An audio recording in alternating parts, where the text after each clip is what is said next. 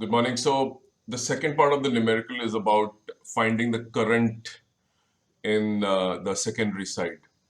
So if you can note the fact that the transformation ratio is given, but what is not known to you is I1 and I2. Now, if you know P1 is equal to P2, which means the power on left hand side in the transformer is equal to power on the right hand side. Right hand side means the secondary side.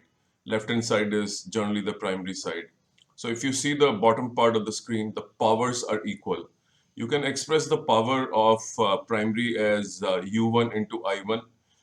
Generally, they use V1, I have mentioned U1, and the power on the right hand side to be U2, I2. So you know what is the value of voltage, you know the number of turns, and you also have calculated the voltage on the right hand side.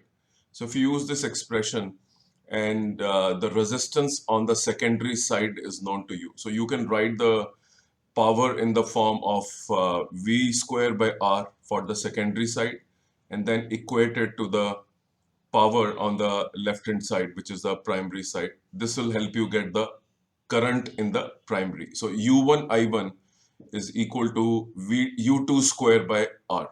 Thank you.